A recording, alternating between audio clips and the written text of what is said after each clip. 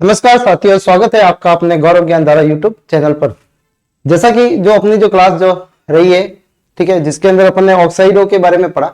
आज जो है वो है नाइट्रोजन के बारे में अपन पढ़ेंगे। जो वायुमंडल के अंदर सबसे ज्यादा जो क्वांटिटी के अंदर मिलती है वो है नाइट्रोजन, जिसका परसेंटेज है 78%।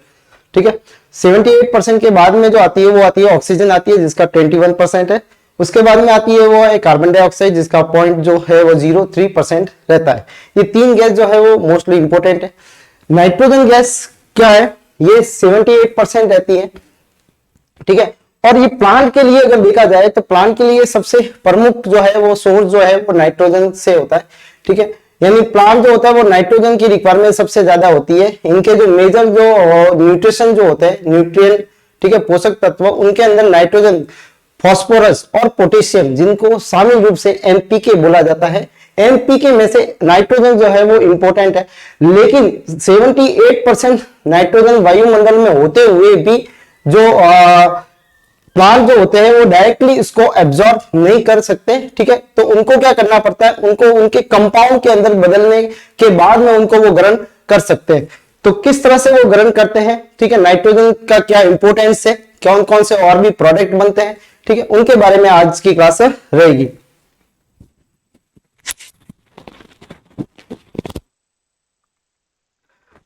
पहला है नाइट्रोजन। ठीक है,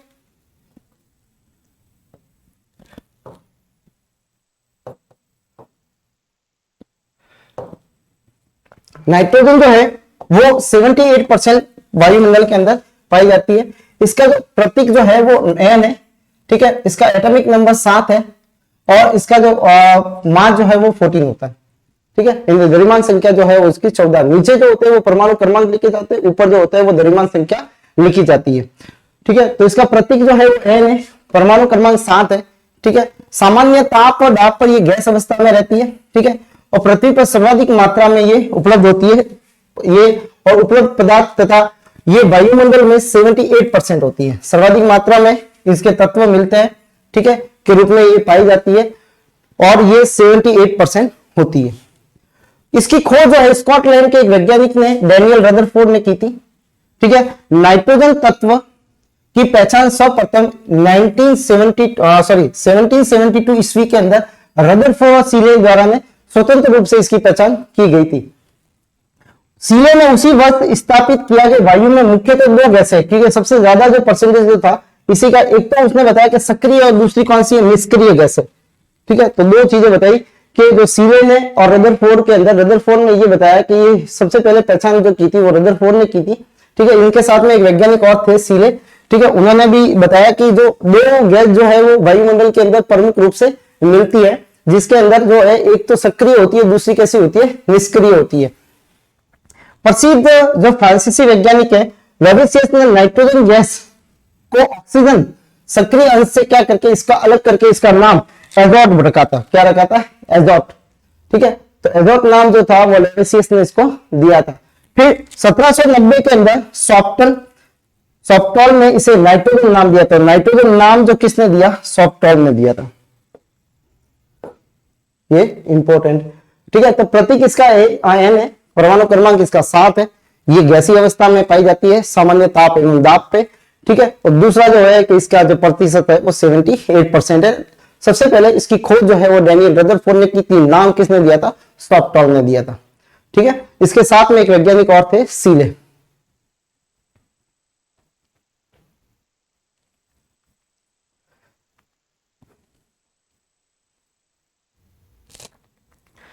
नेक्स्ट है नाइट्रोजन प्रकृति में मुक्त अवस्था में और संयुक्त दोनों में अवस्था में मिलती है। नाइट्रोजन N2 के रूप में भी मिलती है और उसके यौगिकों के रूप में भी पाई जाती है, ये याद रखना। ठीक है, नाइट्रोजन दोनों अवस्था में मिलती है, मुक्त अवस्था में भी होती है और ये संयोगी अवस्था में भी मिलती है, यानी ये इसके यौगिकों के रूप में भी पाई जाएगी। ठीक है, वायुमुक्त में नाइट्रोजन के अपार भंडार है, क्योंकि ये 78% है। वायुमंडल में सर्वाधिक मात्रा इसकी 78.06 पाई जाती है। ये संयुक्त अवस्था में आप देखोगे तो नाइट्रेट के रूप में, जिसको बोलते हैं सॉल्ट पीटर, जिसको बोलते हैं सोडियम नाइट्रेट। ठीक है, और एक होता है सोड, जिसको पोटेशियम नाइट्रेट कहा जाता है, KNO। इसको अपन पहले भी पढ़ा था, KNO3, सोडियम पोटेशियम नाइट्रेट। और ये जो Na है ये है सोडियम नाइट्रेट। भूमि को उपजाऊ रखने के लिए नाइट्रोजन अमोनियम लवण के रूप में होती है। तो ये NH4Na2, ठीक है, और दूसरा जो होता है NH4NO3 के लवण जो होते हैं उनको ये जो है अमोनिया के रूप में, खाद के रूप में इसको उपयोग में लिया जाता है, इन लवणों को उपयोग में लिया जाता है। नाइट्रोजन जो है भौतिक गुण जो देखेंगे तो आप, ये रंगहीन होती है, ना ही इसकी में कोई गंध होती है, ठीक है। द्रव अवस्था में इसका क्वथनांक जो होता है वो कितना होता है 77.2 केल्विन होता है, और ठोस अवस्था में इसका गलनांक जो होता है वो कितना होता है 65। ठोस अवस्था में इसका गलनांक 65 के होता है, और ये क्वथनांक जो होता है वो 77.2 केल्विन होता है। जल में ये अल्प विलय होती है, जल में कैसी है, ये अल्प विलय होती है, ठीक है, यानी जल में विलय नहीं होती है। तो स्वादहीन है, सॉरी गंधहीन है, ठीक है, रंगहीन है, क्वथनांक जो होता है वो 77.2 होता है, ठीक है, और गलनांक जो होता है वो कितना होता है इसका 65 केल्विन होता है। जल में अल्प विलय है। अब ये रासायनिक गुण क्या क्या होते हैं, क्रियाशीलता के आधार पर देखें तो ये क्रियाशीलता, ये कम क्रियाशील है, क्रियाशीलता इसकी कितनी है, कम है। नाइट्रोजन की रासायनिक अभिक्रिया उच्च ताप और दाब नाइट्रोज पर होती है, ठीक है, यानी ये हाई टेम्परेचर और प्रेशर पे नाइट्रोजन रिएक्शन करता है। यानी क्रियाशीलता अगर देखी जाए रासायनिक गुण तो क्रियाशीलता इनकी कम होती है, ठीक है, इनको उच्च ताप और दाब पे ये अभिक्रिया करते हैं। ज्वलनशीलता, ये अज्वलनशील होती है, ना तो खुद जलती है ना जलाने में सहायक है, ठीक है, ना तो ये खुद जलती है और ना ही जलाने में सहायक होती है। क्रियाशीलता कम है, ना ये खुद जलती है और ना जलाने में सहायक होती है।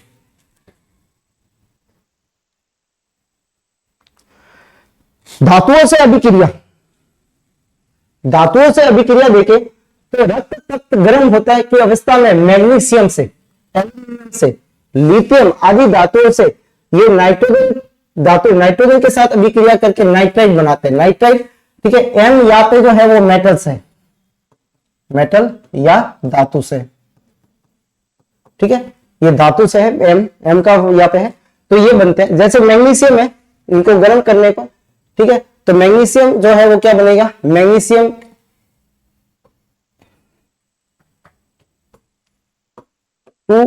Mg3n2, ठीक है, मैग्नीशियम नाइट्राइड बनता है, इसको बोलेंगे अपन मैग्नीशियम नाइट्राइड, मैग्नीशियम नाइट्राइड कहा जाएगा, ठीक है। कैल्शियम में है तो कैल्शियम के साथ में भी अभिक्रिया करके ये बनाते हैं कैल्शियम N2, ठीक है, जिसको बोलेंगे अपन कैल्शियम नाइट्राइड बोला जाएगा, ठीक है। ये 3 है यहाँ पे,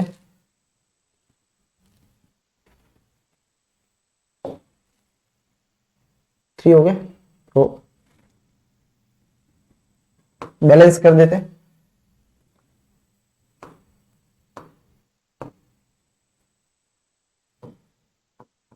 कैल्शियम नाइट्राइड, देखो इसकी वैलेंसी 2 होती है, इसके नीचे जाएगी, इसकी 3 होती है, इसके नीचे जाएगी, ठीक है। तो अपने पास में बनेगा क्या,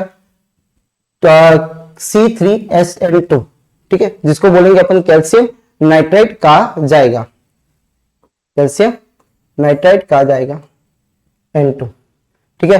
बैलेंस कर दो, नाइट्रोजन यहाँ पे कितनी है, दोनों हो गई बैलेंस ये वैसे, ठीक है, इसको बोलेंगे अपन कैल्शियम नाइट्राइड, ठीक है, नाइट्राइड, ठीक है, जिसको N जो होता है वो नाइट्राइड है, NO2 नाइट्रेट है। अधातुओं के साथ में अभिक्रिया, अधातुओं के साथ में अभिक्रिया, नाइट्रोजन हाइड्रोजन के साथ में उच्च ताप पर कितने 723 से लगाकर 773 केल्विन, ठीक है, ताप पर अभिक्रिया करके अमोनिया गैस बनाती है, ठीक है, और इसमें लोहा एवं मोलिब्डेनम चूर्ण को मिलाया जाता है, Fe को और MO को मिलाया जाता है, ठीक है, ये बात आपको पहले भी बता चुके हैं, ठीक है। और ये अभिक्रिया जो होती है वो ऐसे चलती है, इसलिए इसको उत्क्रमणीय अभिक्रिया कहा जाता है। और यहाँ पे मिलाया जाता है एक तो Fe और एक मिलाया जाता है मोलिब्डेनम, ठीक है।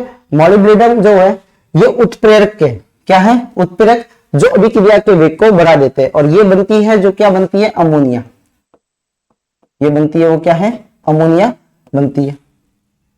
तो नाइट्रोजन और हाइड्रोजन अभिक्रिया करके, ठीक है, अधातु है, हाइड्रोजन अधातु है, ठीक है, अधातु के साथ में नाइट्रोजन जब अभिक्रिया करती है तो क्या बना रही है, ये यहाँ पे हाइड्रोजन से अभिक्रिया करके अमोनिया बनाती है। ये अभिक्रिया उत्क्रमणीय है। उत्क्रमणीय अभिक्रिया वे अभिक्रिया होती है जो आगे और पीछे यानी अग्र और प्रतीक दोनों दिशाओं के अंदर वो चलती है, ठीक है। और जैसे ही प्रोडक्ट बनता है, प्रोडक्ट से वापस अपन रिएक्टेंट को ऑब्टेन कर सकते हैं और रिएक्टेंट से वापस अपन प्रोडक्ट बना सकते हैं।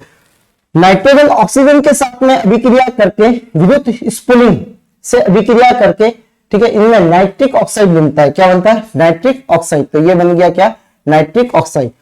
तो नाइट्रिक ऑक्साइड नाइट्रोजन और हाइड्रोजन दोनों अभिक्रिया करके क्या बनाते हैं, नाइट्रिक ऑक्साइड बनाते हैं, ठीक है। तो ये नाइट्रिक ऑक्साइड है, नाइट्रिक ऑक्साइड ये बनाते हैं क्या, नाइट्रिक ऑक्साइड बनाते हैं। फिर है कार्बन के साथ में अभिक्रिया। तो कार्बन के साथ में अभिक्रिया करके विद्युत भट्टियों में अभिक्रिया करके ये साइनोज क्या बनाते हैं, साइनोज बनाते हैं, ठीक है। जिसमें देखो ये C2 जिसको अपन शॉर्ट फॉर्म में क्या साइनाइड SN भी कर सकते हैं। SN का मतलब क्या होता है, साइनाइड, ठीक है। बहुत ही पॉइजनस होता है ये, जिसको अपन टेस्ट वगैरह इसका नहीं कर सकते, जीभ पे रखते ही व्यक्ति की मौत हो जाती है, ठीक है। आपने कई बार फिल्मों में देखा होगा जिनको पुलिस वाले जैसे किसी को आतंकवादी को पकड़ते हैं तो वो मुंह के अंदर कुछ डाल देते हैं और वो उनकी मौत हो जाती है। तो वो क्या होते हैं, साइनाइड होते हैं। क्या होते हैं, साइनाइड होते हैं। साइनाइड को जैसे टच करने पर क्या हो जाती है, व्यक्ति की मृत्यु हो जाती है। कैल्शियम कार्बोनेट के साथ में, ठीक है, कैल्शियम कार्बाइड के साथ में अभिक्रिया करके नाइट्रोजन उच्च ताप पर कैल्शियम साइनेमाइड या नाइट्रोजन बनाती है, ठीक है। तो यहां देखो आप नाइट्रोजन है N2, ठीक है। ये है कैल्शियम कार्बाइड है जिसको बोलेंगे अपन CaC2। अब ये बना कैसे वो देख लो आप, Ca+2 होता है। कार्बन की वैलेंसी अपन 4 मान लेते हैं तो 4 इसके नीचे जाएगी, ठीक है, और 2 जो हो गए वो इसके नीचे जाएंगे, ये कट गए तो यहाँ पे रहा 1 और इधर रहते हैं अपने 2, ठीक है। तो क्या बन जाता है, ये 4 जो गए तो यहाँ पे कैल्शियम और C2 बन जाता है, ठीक है। तो कैल्शियम कार्बाइड जो होता है वो यहाँ पे बनता है कैल्शियम कार्बाइड के रूप में। तो यह कैल्शियम कार्बाइड जो लेते हैं उनके साथ में ये जो है कैल्शियम साइनाइड, ठीक है, जिसको बोला जाता है कैल्शियम साइनोमाइड बोला जाता है, प्लस कार्बन बनती है, ठीक है। तो ये कार्बन जो होती है वो क्या है, यहाँ पे ये कैल्शियम जो है कार्बाइड, ये कैल्शियम कार्बाइड है CaC2, ठीक है। इसके साथ में अभिक्रिया करके ये अभिक्रिया जो होती है वो उच्च ताप पे होती है और कैल्शियम साइनेमाइड बनाती है, या इसका नाम क्या नाइट्रोलियम भी है, ठीक है, CaCN2, जिसे CaCN2 जो बनता है वो इससे बनता है, जिसको बोला जाता है क्या, कैल्शियम साइनेमाइड बोला जाता है, या इसका नाम है नाइट्रोलियम बोला जाता है।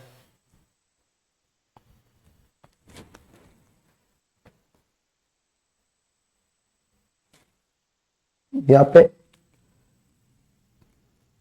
4 है, यहाँ पे हो जाएंगे 2 1 और 2 C2 ये बनेगा।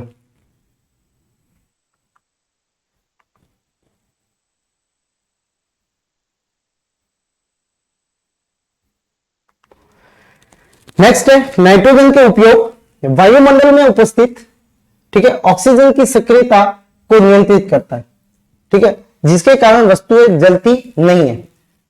जिसके कारण क्या होती है, वस्तु कोई भी वस्तु क्या होगी, जलेगी नहीं, ठीक है। तो ये क्या करता है, ऑक्सीजन की सक्रियता को क्या करता है, ये उसको कंट्रोल करता है ताकि ऑक्सीजन के कारण जो वस्तुएं जो जलती है वो कम जले।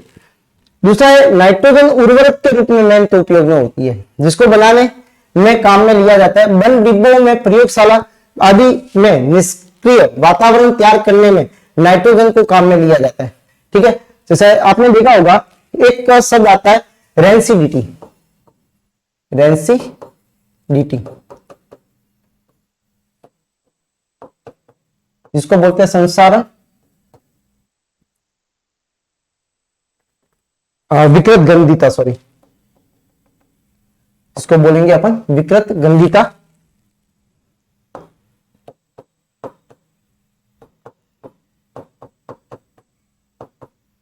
विकृत गंधिता, विकृत गंधिता क्या है, रेंसिडिटी क्या है, कि देखो आपने देखा होगा कई भी ऑयली जो फूड आइटम होती है, ठीक है, तो वो हमेशा उनके अंदर जो होती है वो, जैसे अपन चिप्स के पैकेट लेने जाते हैं तो चिप्स के पैकेट के अंदर आपने देखा होगा कि उसके अंदर एक गैस भरी हुई रहती है, ठीक है। तो वो गैस क्या करती है, क्योंकि एक प्रोसेस होता है जिसके अंदर क्या होता है कि जो ऑयली फूड आइटम होती है वो ऑक्सीजन के कारण ऑक्सीडाइज हो जाती है, और ऑक्सीडाइज होने के कारण उनका जो टेस्ट जो होता है और स्मेल जो होती है वो चेंज हो जाती है, मींस गंदी जो होगी उसकी स्मेल आने लग जाती है और उसका स्वाद जो होता है वो बदल जाता है, क्योंकि ऑक्सीजन इसमें फूड का ऑक्सीडेशन हो जाता है या ऑक्सीकरण हो जाता है।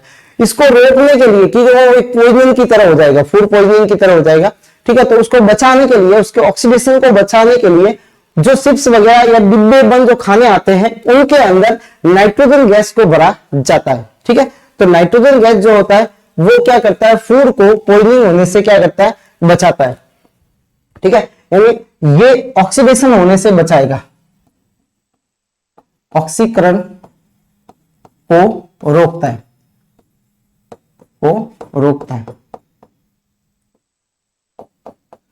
यानी इसको बोला जाएगा प्रति ऑक्सीकारक है, प्रति ऑक्सीकारक है, ठीक है। ये प्रति ऑक्सीकारक है, तो यानी ऑक्सीजन के ऑक्सीकरण को ये क्या करता है, रोकता है।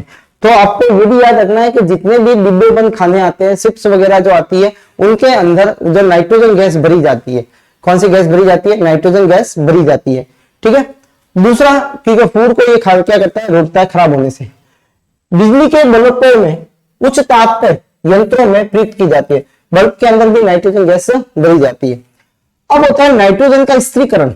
देखो इसके भी कई बार सवाल आए हुए, ये इंपॉर्टेंट है, नाइट्रोजन स्थिरीकरण। इसके अंदर ये है कि देखो पादप जो होते हैं वो 78% वायुमंडल में नाइट्रोजन होते हुए भी वो उसको ग्रहण नहीं कर सकते, यानी उनको क्या चाहिए कि वो उसके यौगिक में यानी N2 के रूप में वो ग्रहण नहीं कर सकते, लेकिन उनके यौगिकों के रूप में वो ग्रहण जरूर कर सकते हैं, ठीक है। तो यहाँ पे क्या करता है कि नाइट्रोजन का उसके यौगिकों में बदलाव, इसी को बोला जाता है क्या, नाइट्रोजन स्थिरीकरण बोला जाता है। यानी नाइट्रोजन का यौगिकों में, उनके यौगिकों में बदलना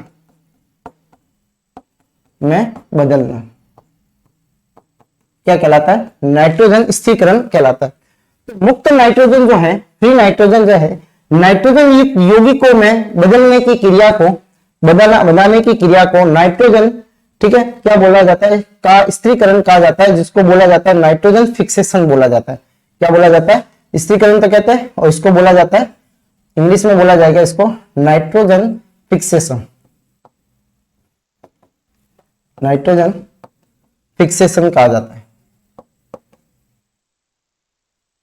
ठीक है, नाइट्रोजन फिक्सेशन कहा जाता है। फिक्सेशन यानी नाइट्रोजन का क्या होता है, उसके कंपाउंड में या यौगिकों में बदलना। वायुमंडल में नाइट्रोजन मुक्त अवस्था में N2 के रूप में मिलती है, किसमें रूप में मिलती है, वो N2 के रूप में होती है, जबकि विभिन्न नाइट्रोजन यौगिकों में उपस्थित नाइट्रोजन संयुक्त अवस्था में होती है। ये कैसे होती है, जैसा यौगिक होगा उस अवस्था के अंदर वो मिलेगी, ठोस है तो ठोस में मिलेगी, द्रव है तो द्रव में मिलेगी, ठीक है। तो यहाँ पे जो है नाइट्रोजन के उपयोग क्या है, एक तो ऑक्सीजन की सक्रियता को कम करती है, दूसरी चीज जो है उर्वरक बनाने में मदद करती है, तीसरी मैंने आपको बताई है क्या कि ये जो होती है वो वातावरण जो ऑक्सीकरण जो होता है, ठीक है, उनके अंदर क्या करते हैं, उनको ऑक्सीकरण को रोकने के लिए। देखो सीधी सी बात है, आप पहला पॉइंट जो है वो यही कह रहा है, देखो ऑक्सीजन की सक्रियता को कम कर देगा, यानी ऑक्साइड होने से रोकेगा उसको, ठीक है। तो ऑक्साइड होने से आपने ये भी देखा कि जो थैलियां आती है, जो खाने बंद वाले डिब्बे आते हैं, ठीक है, उनके अंदर आप देखोगे कि उसको निष्क्रिय वातावरण पैदा करना निष्क्रिय वातावरण पैदा करना कि नाइट्रोजन और जो ऑक्सीजन जो है वो फूड के साथ में अभिक्रिया नहीं करे, और नहीं करने पर क्या होगा, वो खाना खराब नहीं होगा, ठीक है। तो चिप्स वाली जो थैलियां जो आती है या जितने भी अपने जो डिब्बे बंद खाने आते हैं, उनके अंदर एक गैस भरी जाती है जिसका नाम है नाइट्रोजन, ठीक है। क्यों भरी जाती है, क्योंकि ये है प्रति ऑक्सीकारक, यानी ये क्या करती है, ऑक्सीकरण को रोकती है, जो खाद्य पदार्थ होता है उसका ऑक्सीकरण को रोकता है। नेक्स्ट मैंने आपको ये बताया कि बल्ब के अंदर और उच्च तापीय यंत्रों के अंदर नाइट्रोजन गैस भरी जाती है। फिर मैंने बताया कि नाइट्रोजन स्थिरीकरण क्या होता है, कि नाइट्रोजन का उसके यौगिकों में चेंज हो जाना। क्यों चेंज हो जाना भाई, तो यहाँ पे क्या होता है कि पादप जो होते हैं वो डायरेक्ट नाइट्रोजन को ऑब्टेन नहीं कर सकते, ठीक है, तो उनको क्या करना पड़ता है, वो ऑक्सीजन उनके यौगिकों के रूप में वो ग्रहण कर सकते हैं, ठीक है, तो यौगिकों के रूप में बदलने की प्रक्रिया को नाइट्रोजन स्थिरीकरण कहते हैं। और नाइट्रोजन स्थिरीकरण जो होते हैं वो दो प्रकार के होते हैं, एक तो होता है औद्योगिक के रूप में और दूसरा होता है जैविक के रूप में। ठीक है, तो औद्योगिक में जिनको अपन बनाएंगे, जैविक में जिनको कुछ जीव जो जंतु होते हैं वो उनको बनाते हैं।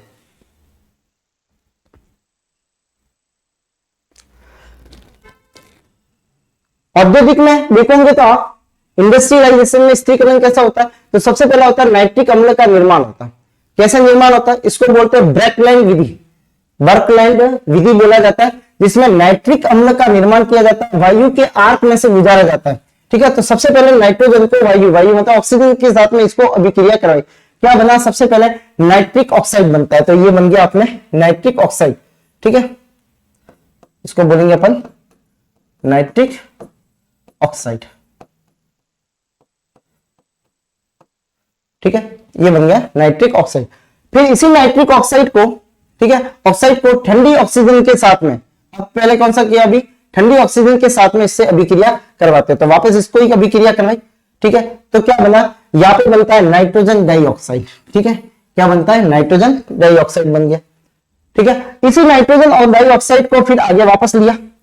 ठीक है, और इसको किससे अभिक्रिया करवाई, जल से अभिक्रिया करवाई, और जल से अभिक्रिया कराने पे अपने पास में जो मिलता है वो क्या बनता है, HNO2 बनता है, और प्लस क्या बनता है, HNO3 बनता है।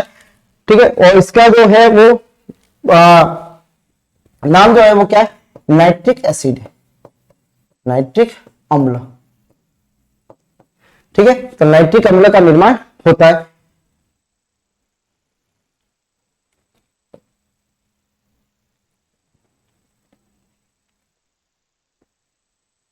होगी बैलेंस।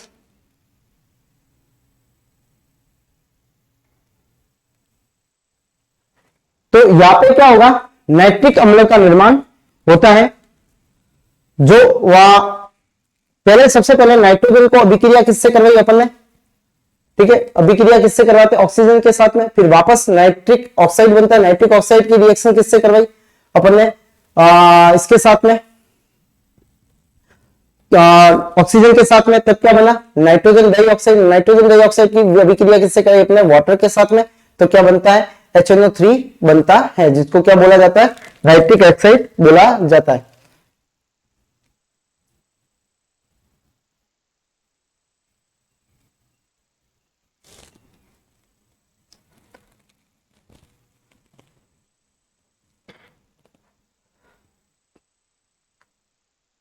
नेक्स्ट है अमोनिया का निर्माण। अमोनिया का निर्माण हैबर विधि द्वारा होता है।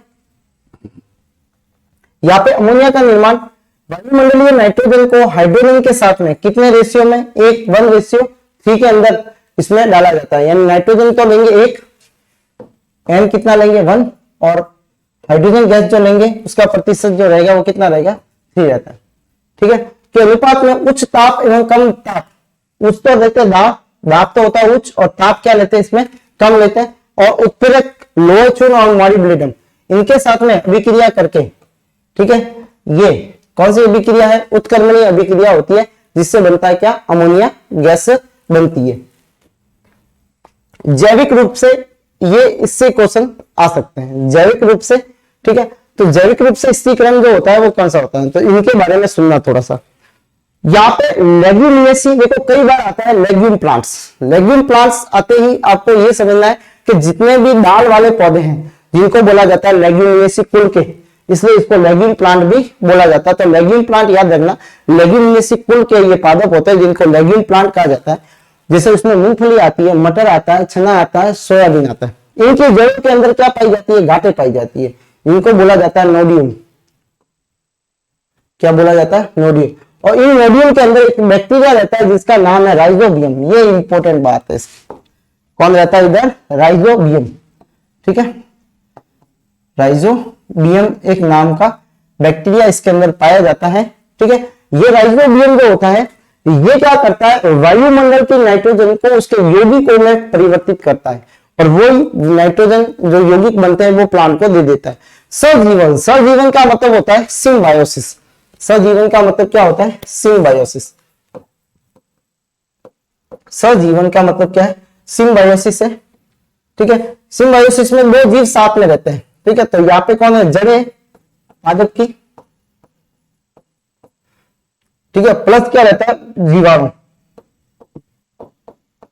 जीवाणु उसको क्या देता है न्यूट्रिएंट, क्या देता है न्यूट्रिएंट्स देते हैं, ठीक है। तो ये इसको क्या देता है, इसको शेल्टर और खाना दे देगा, भोजन देता ही है, ठीक है। तो देखो यहाँ पे पेड़ पौधे को भी फायदा हो जाता है क्योंकि नाइट्रोजन ज्यादा चाहिए पादप को, ठीक है, तो नाइट्रोजन इस बैक्टीरिया के द्वारा उसको मिल जाता है। जीवाणु बैक्टीरिया वायुमंडल की नाइट्रोजन को, अब देखो दो चीजें, कई बार ये भी आ सकता है कि भाई जो एजिटोबैक्टर नाम आता है, एजिटोबैक्टर, ठीक है, एजिटोबैक्टर अगर नाम आता है तो उसका क्या है, वो फ्री बैक्टीरिया है। फ्री बैक्टीरिया मतलब होता है, ये तो देखो रह रहा राइजोबियम जड़ों के अंदर, इंपॉर्टेंट है ये भी, जड़ों के अंदर जो रहता है वो राइजोबियम होता है, फ्री में रहता है वो कौन सा होता है एजिटोबैक्टर, वो वायुमंडल में फ्री अवस्था में मिलेगा और वो भी क्या करता है वायुमंडल की जो है नाइट्रोजन को उसके यौगिकों में बदलता है, ठीक है। तो यहाँ पे अगर देखोगे आप तो जो वायुमंडलीय नाइट्रोजन है, एटमॉस्फेरिक नाइट्रोजन सीधे ग्रहण कर नाइट्रोजन के यौगिकों में कंपाउंड में बदल देता है जो पादप ग्रहण कर लेते हैं, ठीक है। तो ये क्या करता है, ये तो ये करता है। और दूसरा जो एक बैक्टीरिया है जिसका मैंने अभी नाम बताया, उसका नाम जो है वो क्या है एजिटोबैक्टर है। तो लेगिमिनेसी राइजोबियम क्या करेगा, वायुमंडल की नाइट्रोजन को चेंज करके उसके यौगिकों में बदलता है और पादपों को दे देता है।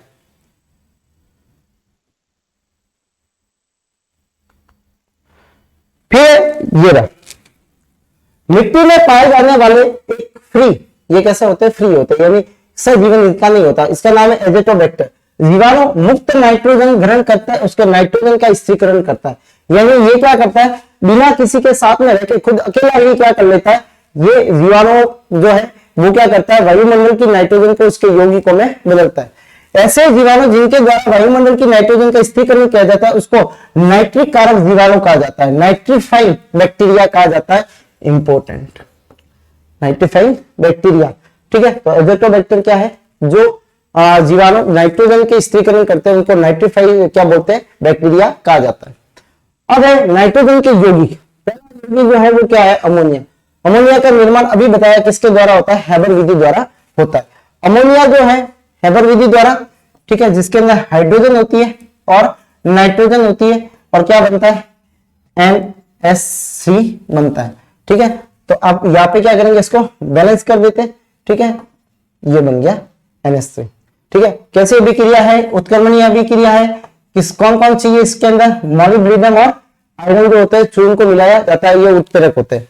अमोनिया रंगीन गैस है, तीखी गंध वाली गैस है, वाष्प में आंखों में आंसू आ जाता है, ठीक है, इसकी वाष्प अगर लेंगे तो आंखों में से क्या आ जाएगा आंसू आ जाएगा। अमोनिया और हल्की भी होती है, जल में अत्यधिक विलय होती है, ध्यान रखना।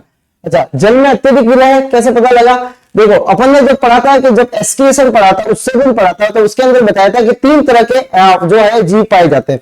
पहली जो होता है वो होती है अमोनिया टैलिक, जो उत्सर्जन में अमोनिया को बाहर निकालते हैं। दूसरा अपन ने पढ़ा था यूरियोटैलिक, जिसमें यूरिया को बाहर निकालते हैं। तीसरा पढ़ा था यूरिकोटैलिक, जिसके अंदर यूरिक एसिड को बाहर निकालते हैं, ठीक है। तो यहाँ पे भी देखो सॉल्युबल, जहां अमोनिया थी वहां पे पानी ज्यादा था, यानी पानी के अंदर ये कैसे होती है अत्यधिक विलय होती है।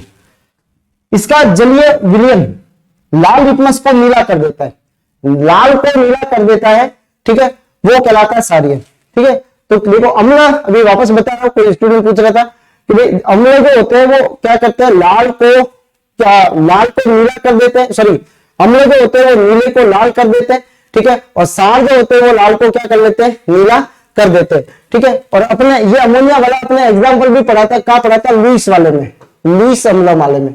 लुईस में अपन ने पढ़ा था कि LiF3 जो है, ठीक है, वो NH3 के साथ में जब करता है तो ये क्या कर देता है अपने इलेक्ट्रॉन इसको देते दो इलेक्ट्रॉन से इलेक्ट्रॉन एकाकी इलेक्ट्रॉन युग्म ये इसको दे देते हैं, ठीक है। ये दोनों जब देते हैं इसको तो देने वाला क्या होता है, देने वाला क्या कहलाता है सार, और लेने वाला क्या कहलाता है अम्ल कहलाता है लुईस के आधार पे। तो NH3 जो होते हैं वो इलेक्ट्रॉन युग्म को दान करने वाले होते हैं, इसलिए ये कैसे होते हैं सार्य होते हैं, और ये लाल लिटमस को क्या करेंगे नीला कर देते हैं। तो अम्ल क्या है, अम्ल जो करते हैं नीले को लाल करते हैं, ठीक है, लिटमस को, और सारक जो होते हैं वो करते हैं क्या लाल को नीला कर देते हैं, लाल को नीला कर देते हैं।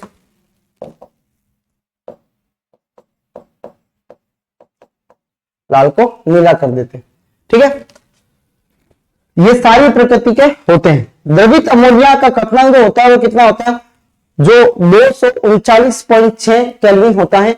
द्रव अमोनिया को ठंडा करने पर बर्फ जैसा सफेद क्रिस्टल प्राप्त होता है, जिससे जिनका गलनांक कितना होता है 195 केल्विन होता है। 195 केल्विन इसका वो गलनांक होता है, और क्वथनांक जो होता है वो कितना होता है 239.6 केल्विन इसका क्या होता है, क्वथनांक होता है। तो ये इसकी थी अमोनिया के बारे में। फिर अमोनिया के गुण ज्वलनशीलता में देखें तो ना तो ये स्वयं जलती है ना ही जलाने में सहायक है, परंतु ऑक्सीजन की उपस्थिति में पीली लौ के साथ में जलकर N2 गैस को मुक्त कर देती है। देखो वापस, क्योंकि ये उत्क्रमणीय अभिक्रिया है ऑक्सीजन, ठीक है, सॉरी यहाँ पे क्या अमोनिया ऑक्सीजन के साथ में अभिक्रिया करती है तो कौन सी गैस देती है, नाइट्रोजन, और प्लस क्या निकल जाती है, वाटर वेपर बाहर निकलती है। अपघटन, विद्युत अपघटन द्वारा इसमें नाइट्रोजन हाइड्रोजन को अलग किया जाता है, ये उत्क्रमणीय अभिक्रिया। ठीक है, यहाँ पे क्या करेंगे, जिसमें इलेक्ट्रिसिटी सप्लाई करेंगे, और इलेक्ट्रिसिटी सप्लाई के कारण क्या होगा, नाइट्रोजन और हाइड्रोजन दोनों क्या हो जाएगी, अलग हो जाएगी। ऑक्सीकरण, गर्म प्लेटिनियम तार की उपस्थिति में, ठीक है, यानी ये क्या हुआ, उत्प्रेरक हुआ। ठीक है, 160, ठीक है, मतलब केल्विन 1073 केल्विन पर ताप पर ऑक्सीजन के साथ में क्रिया करके नाइट्रिक ऑक्साइड बनता है। ठीक है, तो ये अमोनिया है, वाटर के साथ में, ठीक है, ऑक्सीजन के साथ में सॉरी अभिक्रिया करते हैं ये, और क्या बनता है, नाइट्रोजन ऑक्साइड बनता है। ठीक है, और क्या बनता है, वाटर बनता है। तो नाइट्रिक ऑक्साइड जो होता है वो बनता है NO। ठीक है, अमोनिया का ऑक्सीजन के साथ में अभिक्रिया, ऊपर भी ऑक्सीजन के साथ में की थी, लेकिन यहाँ N2 गैस बनी थी। इसकी क्या बनी थी, N2 गैस। लेकिन यहाँ पे क्या होती है, टेम्परेचर कम था, लेकिन यहाँ पे प्लेटिनियम को यूज किया है, और दूसरा तापमान जो किया वो 1073 डिग्री केल्विन पे किया। ठीक है, तब जाके अपने पास में क्या बनता है, नाइट्रिक ऑक्साइड बनता है। ये है नाइट्रिक ऑक्साइड। तो ये है ज्वलनशीलता, ना तो जलती है ना जलाने में सहायक है, परंतु ऑक्सीजन के साथ में पीली लौ के साथ में ये क्या होती है, नाइट्रोजन गैस को मुक्त करती है।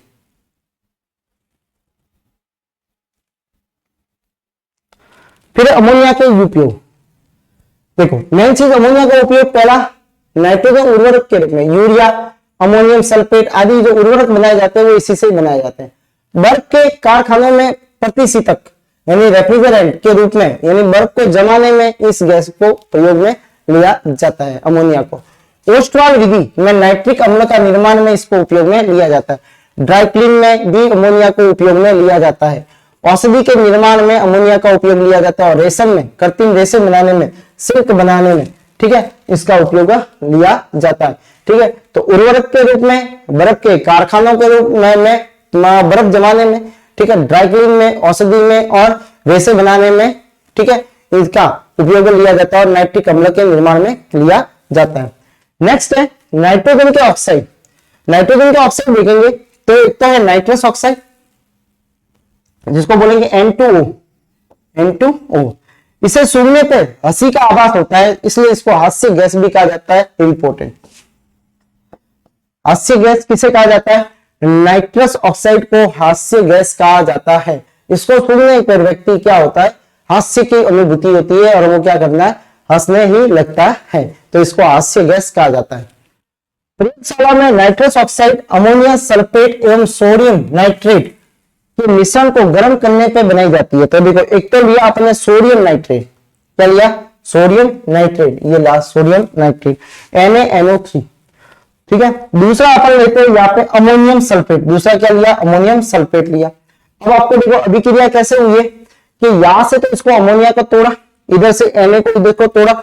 अब ये अमोनिया के साथ में अपने को किससे अभिक्रिया करवानी है, नाइट्रेट के साथ में, तो क्या बन गया, अमोनियम नाइट्रेट बन गया। ठीक है, और दूसरा क्या बन गया अपने पास में, सोडियम सल्फेट बन गया। ठीक है, कैसे देखो, NaNO3 प्लस जो है NH4SO4 है। अब देखो N की कितनी होती है, 1, और इस NH4 की कितनी 1 वैलेंसी होती है, इसकी 2 होती है, तो ये 2 इसके नीचे आ जाएंगे। ठीक है, अब इसको क्या किया, तोड़ा। अभिक्रिया कैसे करनी है, देखो यहां से तोड़ा इसको, ये प्लस, ये प्लस वाला, ये माइनस वाला, ये प्लस वाला, ये माइनस, इसका माइनस वाला ये जुड़ गया इसके साथ, तो क्या बन गया NS4, ठीक है, NO3 बन गया, ठीक है। और उसके साथ में यहां पे जो बना दूसरा जो बनेगा वो क्या बनेगा Na2SO4 बना, ठीक है। इसको क्या कर लेंगे अपन दो, ठीक है।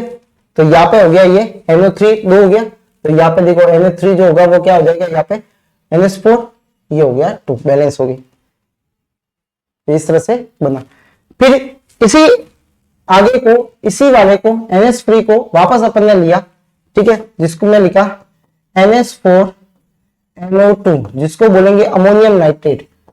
क्या बोलेंगे अमोनियम नाइट्रेट, अमोनियम नाइट्रेट, ठीक है। इसको गर्म किया, ठीक है, तो क्या बनता है N2O बनता है, ठीक है, जिसको नाइट्रस ऑक्साइड या हास्य गैस भी बोलते हैं, हास्य गैस।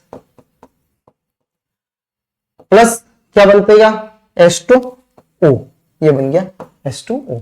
तो ये अभिक्रिया होती है।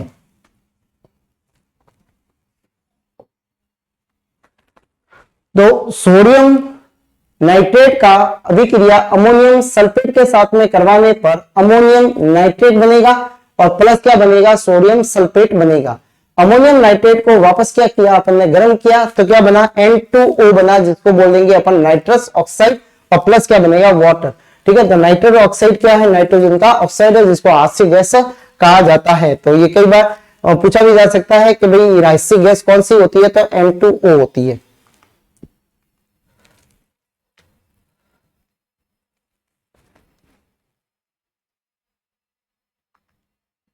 फिर नाइट्रिक ऑक्साइड, ठीक है, जो अभी देखा था कॉपर के तनु नाइट्रिक अम्ल का, कॉपर को तनु नाइट्रिक यानी HNO3 के साथ में क्या करते हैं अपन गर्म करते हैं, ठीक है। किससे कौन सी गैस बनती है, तो देखो कॉपर का क्या बनेगा कॉपर नाइट्रेट बनेगा, प्लस क्या बनेगा H2O बनेगा, और प्लस क्या बनेगी नाइट्रस नाइट्रिक ऑक्साइड बनेगा, ठीक है। फिर गैस को फेरस सल्फेट के विलयन में अवशोषित कर प्राप्त गहरे भूरे रंग को नाइट्रोसोफेरस सल्फेट, ठीक है, को गर्म करने पर शुद्ध नाइट्रिक ऑक्साइड प्राप्त होता है। अब देखो अब ये लिया फेरस सल्फेट, ठीक है, और ये लिया अपने पास में NO, ठीक है, और NO से क्या बना ये फेरस, क्या बोलेंगे इसको नाइट्रोसोफेरस सल्फेट बोलेंगे, इसको बोलेंगे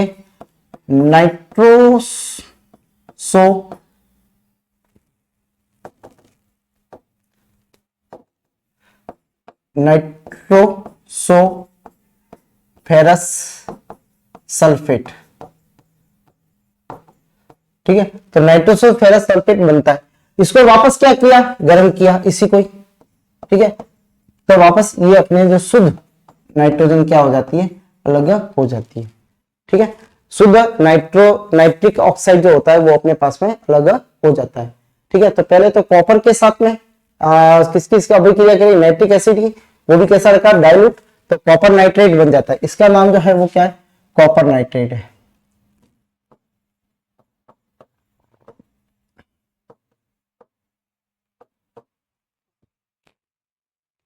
फिर डाई नाइट्रोजन ट्राई ऑक्साइड, देखो दो तो है नाइट्रोजन 3 ऑक्साइड है, तो क्या बोलेंगे डाई नाइट्रोजन ट्राई ऑक्साइड।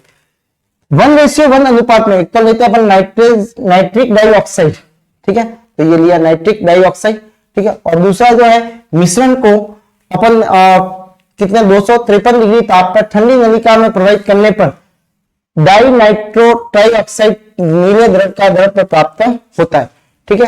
तो यहाँ पे एक तो लिया नाइट्रिक ऑक्साइड लिया, ठीक है, नाइट्रिक ऑक्साइड, और दूसरा जो लिया वो क्या लिया ये नाइट्रोजन ऑक्साइड डाई ऑक्साइड लिया, नाइट्रोजन डाई ऑक्साइड के साथ में अभिक्रिया करवाई है, ठीक है। तो एक तो नाइट्रिक ऑक्साइड है, एक तो नाइट्रिक ऑक्साइड लिया अपन ने, ठीक है, और दूसरा लिया नाइट्रिक डाई ऑक्साइड, ठीक है। तो ये नाइट्रिक ऑक्साइड है और नाइट्रिक ऑक्साइड की अभिक्रिया किससे करवाई नाइट्रोजन डाई ऑक्साइड से करवाई है, तो क्या बनता है N2O3 बनता है, जिसको बोलते हैं डाई नाइट्रो ट्राई ऑक्साइड। दो तो नाइट्रोजन तो डाई नाइट्रो, 3 ऑक्सीजन तो ट्राई ऑक्साइड। नेक्स्ट है die nitrogen tetra oxide, nitrogen dioxide N2O की, die nitrogen tetra oxide N2O4 की, ठीक है, टेट्रा ऑक्साइड प्रयोगशाला में इसे लेड नाइट्रेट PbNO3 को गर्म करने पर बनाया जाता है। ठीक है, तो ये अभिक्रिया भी अपन ने देखी हुई है। लेड नाइट्रेट लिया, लेड नाइट्रेट को क्या बना, 2PbO लेड ऑक्साइड बना, इसको बोलेंगे अपन लेड ऑक्साइड, प्लस जो बनती है, ठीक है, ये बनता है नाइट्रोजन ऑक्साइड डाइऑक्साइड बनता है, और क्या बनता है, O2 बनता है। ठीक है, को गर्म करने पर अपने के पास में लेड नाइट्रेट बनता है। तो ये लेड नाइट्रेट लिया, इसको गर्म करने पर बनाया जाता है, तो यहाँ पे नाइट्रोजन डाइऑक्साइड बनाई जाती है। ठीक है, फिर इसको आगे और है, फिर जो अभी बनी थी PbNO3 2PbO plus 4NO2 plus O2, ये रिएक्शन थी। ठीक है, अभी वापस इसको वापस लिया यहाँ पे, ठीक है, दो लिए, तो अब यहाँ पे क्या बना, ये nitrogen di nitro tetra oxide बनता है। ठीक है, तो डाई नाइट्रोजन डाइऑक्साइड को गैस को हिम मिश्रण में रखा जाता है, यू आकार की नली होती है, पर रखा जाने पर क्या बनता है, द्रव अवस्था के रूप में, ये हिम वाला होता है। ठीक है, और द्रव अवस्था में रूप में किसमें परिवर्तित हो जाता है, डाई नाइट्रो टेट्रा ऑक्साइड के अंदर ये परिवर्तित हो जाता है। फिर डाई नाइट्रो पेंटा ऑक्साइड। ठीक है, तो डाई नाइट्रो पेंटा ऑक्साइड जो है वो क्या है, तो एक उदरपाती या रिएक्शन है, गुणों वाला ठोस पदार्थ है, जिसको 303 केल्विन ताप पर सांद्र नाइट्रिक अम्ल के साथ में HNO3 के साथ में कोई फॉस्फेट पेंटा ऑक्साइड के साथ में गर्म करने पर यह प्राप्त किया जाता है। ठीक है, तो ये कौन सा है, डाई नाइट्रो पेंटा, पेंटा में याद रखना कि फॉस्फेट के साथ में इसको गर्म किया जाएगा। ठीक है, तो ये थे अपने नाइट्रोजन के बारे में आज। ठीक है, तो नाइट्रोजन के बारे में ये थी कि भाई ये नाइट्रोजन के ऑक्साइड क्या होता है, तो मेन तो इसमें अमोनिया याद रखना है, दूसरा जो होता है राइजोबियम है, एजोटोबैक्टर है, वो याद रखना है, परसेंटेज इनके याद रखने हैं। ठीक है, और इनके यूजेज याद रखने हैं। हास्य गैस कौन सी होती है, ठीक है, तो नाइट्रस ऑक्साइड को क्या बोला जाता है, हास्य गैस बोला जाता है। नेक्स्ट देखो, नेक्स्ट जो क्लास रहेगी वो रहेगी अपने कार्बन एंड कंपाउंड, जिससे कई सारे सवाल आते हैं। उसके बाद में रहेगी पॉलीमर वाली, ठीक है, बहुलक वाली, जिससे भी कई सारे सवाल बनते रहते हैं। ठीक है, लेकिन जब कल जो नेक्स्ट क्लास रहेगी वो ये रहेगी, तो उससे पहले तो कुछ बातें जो है वो कोवैलेंट बॉन्ड की है। ठीक है, तो देखो एक होता है सहसंयोजक बॉन्ड, सहसंयोजक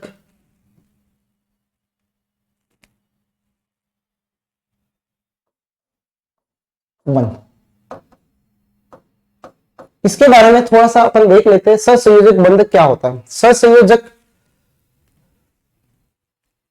बंध में इसको बोला जाता है कोवैलेंट बॉन्ड बोला जाता है। ठीक है, कोवैलेंट बॉन्ड कहा जाता है इसको। कोवैलेंट बॉन्ड का मतलब क्या है, ये बॉन्ड जो बनता है वो साझेदारी से बनता है। क्या करते हैं, किसकी साझेदारी होती है, इलेक्ट्रॉन की, इलेक्ट्रॉन की साझेदारी से ये बंध बनते हैं। यानी कोई भी यौगिक जो होगा वो क्या करेगा, वो इलेक्ट्रॉन की साझेदारी से अगर बॉन्ड बनाता है तो वो सहसंयोजक यौगिक कहलाता है, और उसके अंदर जो बंध बने हैं वो क्या होते हैं, सहसंयोजक बंध कहलाते हैं। अच्छा, ये बंध जो बनते हैं, ये बंध जो होते हैं, ठीक है, ये क्या है कि ये उस अणुओं को आपस में बांध के रखते हैं। ठीक है, तो दो एक बार होता है जिसको आण्विक बंध बोला जाता है, कोवैलेंट बोला जाता है, एक कोऑर्डिनेट बॉन्ड बोला जाता है। ठीक है, उप सहसंयोजक बंध बोला जाता है। तो यहाँ पे अपन देखेंगे सहसंयोजक बंध क्या होता है, किस तरह से बनते हैं, क्योंकि नेक्स्ट जो क्लास जो है वो कार्बन वाली है। तो कार्बन वाली में अगर आपको ये बातें समझ में आ गई तो कोई भी फॉर्मूला आने पर आप उसका नाम वगैरह सारी चीजें बता सकते हो। तो यहाँ पे क्या है, जैसे सपोज मान लो अपन एक सिंपल सा एग्जांपल लेते हैं, CH4 का लेते हैं।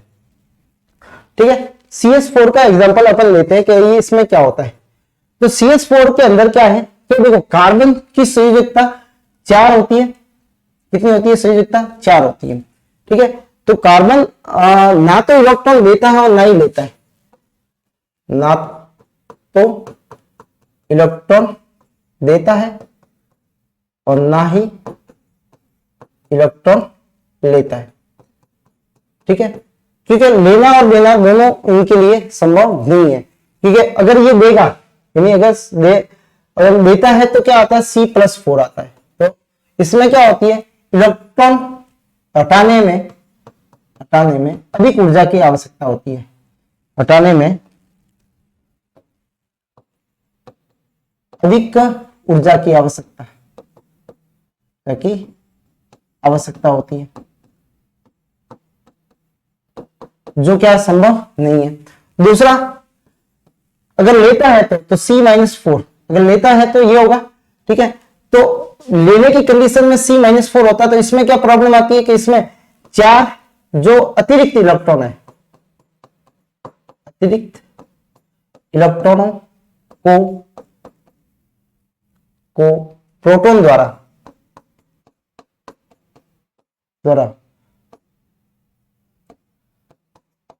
स्थिर रखने में परेशानी होती है, कठिनाई, ठीक है। स्थिर रखने में क्या होती है, कठिनाई। तो ना तो C+4 पॉसिबल है, ना C-4 पॉसिबल है। तो देखो, ना तो इलेक्ट्रॉन ये देता है और ना ही लेता है, तो ये अपना अष्टक पूर्ण करने के लिए, अष्टक पूर्ण करने के लिए क्या करता है, साझेदारी करता है, साझा करता है इलेक्ट्रॉनों का, क्या करता है, ये साझा करता है। कैसे करता है वो याद देखिए। देखो, अब हम जब लेते हैं कि कार्बन के पास में अगर C6 होता है तो पहले में 2 रहते हैं, दूसरे में 4 रहते हैं। बाह्यतम कोश में कितने इलेक्ट्रॉन है, 4 इलेक्ट्रॉन है। तो जो बंध बनाने में जो भागीदारी लेते हैं वो 4 इलेक्ट्रॉन ये वाले लेते हैं। तो ये 4 इलेक्ट्रॉन जो लेते हैं तो वो कैसे लेंगे, तो देखो C। अब हाइड्रोजन कितने यहाँ पे 4 है, तो अपन 4 हाइड्रोजन को यहाँ व्यवस्थित कर लेते हैं कि ये 4 हाइड्रोजन यहाँ पे व्यवस्थित हो गए, ठीक है। सीधी सी बात है, यहाँ पे 4 हाइड्रोजन यहाँ पे व्यवस्थित हो। इलेक्ट्रॉन जो होते हैं इसके अंदर कितने होते हैं, एक होते हैं। हाइड्रोजन के अंदर इलेक्ट्रॉन कितने, 1, ठीक है। लेकिन अगर एक बार बात करें कि इसमें कार्बन के पास में इलेक्ट्रॉन कितने, 4 है, तो एक इसके साथ में साझा कर लेगा, एक इसके साथ में कर लेगा, एक इसके साथ में और एक इसके साथ में कर लेगा, ठीक है। तो आप देखोगे कि यहाँ पे जो बॉन्ड बनेगा वो जो है इस तरह से रहेगा कि ये देखो। अब आप गिनोगे तो 1 2 3 4 5 6 7 8, यानी कार्बन के 8 अष्टक पूर्ण हो गया, अष्टक क्या हो गया यहाँ पे पूर्ण। लेकिन हाइड्रोजन को कितना चाहिए, 2 चाहिए था। हाइड्रोजन के ये 2 हो गए, ये 2 हो गए, ये 2 हो गए और ये 2 हो गए, ठीक है। तो अब आप देखो इसमें कितने कितने इलेक्ट्रॉन की साझेदारी हो रही है, इसमें एक एक इलेक्ट्रॉन की साझेदारी हो रही है, इसलिए अपन CH4 को इस तरह से लिखा जाता है। एक एक इलेक्ट्रॉन की साझेदारी में एकल बंध बनता है। अगर एक एक इलेक्ट्रॉन की साझेदारी होती है, एक एकल इलेक्ट्रॉन की साझेदारी, ठीक है, से एकल बंध बनता है, एकल बंध बनता है। क्या बनेगा, एकल बंध बनेगा। और ऐसे यौगिकों को क्या बोला जाएगा, सहसंयोजक यौगिक कहा जाता है, ठीक है। दूसरा, यहाँ पे जो बंध बनता है उसको सहसंयोजक बंध कहा जाता है, सहसंयोजक बंध कहा जाता है। ये सहसंयोजक बंध है, ठीक है, ये सहसंयोजक बंध है। और ये जो होती है ये घटना इसके अंदर है, कार्बन के अंदर है, ठीक है। दूसरा, अपन एक और एग्जांपल अगर लेके बताएं तो देखो, आप अपन ले सकते हैं CO2 का ले सकते हैं, ठीक है। तो CO2 के अंदर क्या है, तो CO2 के अंदर भी देखो कार्बन कितने, एक है, और जो एक है उसको सेंटर में रखा मैंने, ठीक है। ऑक्सीजन को अगर देखने जाए तो ऑक्सीजन के जो परमाणु को जो क्रमांक होते हैं वो 8 होते हैं, ठीक है। और यहाँ पे अगर देखा जाए तो पहले के अंदर 2 इलेक्ट्रॉन रहेंगे और दूसरे के अंदर 6 रहेंगे, यानी इसको 2 इलेक्ट्रॉन की जरूरत है अपने अष्टक को पूर्ण करने के लिए। यानी ऑक्सीजन की जो संयोजकता, इसकी जो संयोजकता जो होती है, संयोजकता वो कितनी होती है, 2 होती है। कितनी होती है, 2 इसकी संयोजकता होती है, ठीक है। और अपने पास में देखो कार्बन के पास में 4 इलेक्ट्रॉन है और ऑक्सीजन कितने, 2 है। तो मैंने एक ऑक्सीजन इधर रखा, एक ऑक्सीजन इधर रखा, ठीक है। तो 2 जो है वो ऑक्सीजन यहाँ पे है, एक कार्बन परमाणु के पास में, ठीक है। तो एक कार्बन जो परमाणु है वहां पे देखेंगे तो इसको 2 की रिक्वायरमेंट है, तो मैंने जो इसके इलेक्ट्रॉन एक्स से रिप्रेजेंट कर रहा हूं, मैंने 2 इसके पास में रख दिया, क्योंकि ये 2 इलेक्ट्रॉन की साझेदारी कर लेगा। इसमें इसको भी 2 देगा, ठीक है। तो ये ऑक्सीजन के 2 ले लेंगे इससे। दूसरा अपन देखते हैं कि जब इस ऑक्सीजन के पास में कितने, लास्ट में 6, तो ये भी 2 इसको देने की कोशिश करेगा, ठीक है। और ये हो गए इसके 6, इसमें भी 2 ये। अब यहां पे अगर देखें तो एक तो बन गया ये। अब आप यहां देखोगे तो इसमें ऑक्सीजन के देख लो, जिस घेरे के अंदर ऑक्सीजन के अंदर आ रहे हैं तो इसमें 8 इलेक्ट्रॉन हो गए। दूसरा, आप इसके अंदर भी देख सकते हैं, इसके भी कितने हो गए, 8 इलेक्ट्रॉन हो गए, ठीक है। अब आप कार्बन की बात, तो कार्बन भी इससे 2 ले लेगा, इससे भी 2 ले लेगा, यहाँ पे कितने हो गए, इसके भी 8 इलेक्ट्रॉन हो गए। और अब बॉन्ड जो बनेगा वो इस तरह से बनेगा, 2 इलेक्ट्रॉन की साझेदारी हुई है तो डबल बॉन्ड बनता है। ठीक है, तो ये CO2 का स्ट्रक्चर जो होता है वो इस तरह से होता है। ठीक है, इसी तरह से अगर अपन बात करें N2 की, ठीक है, तो नाइट्रोजन के अंदर आप देखने जाओगे तो नाइट्रोजन 7 पे आता है, पहले में 2 रहते हैं, दूसरे में 5 रहते हैं। ठीक है, अब इसको कितने इलेक्ट्रॉन की जरूरत है, 3 इलेक्ट्रॉन की जरूरत है, यानी संयोजकता कितनी है इसकी, 3 है। संयोजकता कितनी है इसकी, 3 है। ठीक है, तो नाइट्रोजन जो है वो इधर रखा अपन ने, ये नाइट्रोजन। ठीक है, अब ये 3 इलेक्ट्रॉन चाहिए इसको भी, तो 3 जितने चाहिए उसको पास पास में रख दो, ये इसमें मैंने 3 पास रखे, फिर कितने बचे, 2 यहाँ पे, ये 2 यहाँ पे। ठीक है, अब आप देखेंगे इसमें तो ये 8 हो गए इस वाले के। ठीक है, और इस वाले के भी क्या हो जाएंगे, ये 8 हो जाएंगे। ठीक है, तो यहाँ पे आप देखोगे कितने कितने इलेक्ट्रॉन की शेयरिंग हुई है, 3-3। तो नाइट्रोजन में क्या होता है, ट्रिपल बॉन्ड आता है। तो ये जो बॉन्ड है वो क्या है, ससंयोजक बॉन्ड है। तो ससंयोजक बॉन्ड ट्रिपल, ठीक है, डबल, ठीक है, और सिंगल, तीनों प्रकार के होते हैं। तो ये होते हैं जो साझेदारी से बंध बनते हैं, वो होते हैं ससंयोजक बंध होते हैं। ठीक है, तो जब नेक्स्ट क्लास रहेगी तो उसके अंदर अपने को कार्बन के जो यौगिक आते हैं तो उनमें आपको ये फायदा रहेगा कि आपको ये करने की अगर आप ये देख लोगे कि कार्बन की संयोजकता 4 होती है, सीधी सी याद रखना है कि कार्बन से 4 लाइनें जानी चाहिए। कितनी लाइनें जानी चाहिए, 4 लाइनें जानी चाहिए। भले वो कैसे भी जाए, 2 साथ में जाती है तो डबल बॉन्ड की तरह, लेकिन वो यौगिकों पे डिपेंड कर लेगा कि ऑक्सीजन होगी तो डबल बॉन्ड की तरह जाएगी। ठीक है, हाइड्रोजन होगी तो सिंगल बॉन्ड की तरह जाएगी, क्लोरीन होगा तो सिंगल बॉन्ड की तरह जाएगी। तो बॉन्ड के हिसाब से अपन क्या करेंगे, या टोटल जो लाइनें होंगी वो कितनी होनी चाहिए, 4 होनी चाहिए, ये याद रखना है। ठीक है, तो आज की क्लास के अंदर इतना ही। नेक्स्ट जो टॉपिक रहेगा वो अपना रहेगा कार्बन एंड कंपाउंड, हाइड्रोकार्बन के बारे में, इनसे कई सारे सवाल आते रहते हैं। फिर अपन चलेंगे फिजिक्स के ऊपर। तो आज की क्लास में इतना ही। आपका दिन शुभ हो, धन्यवाद।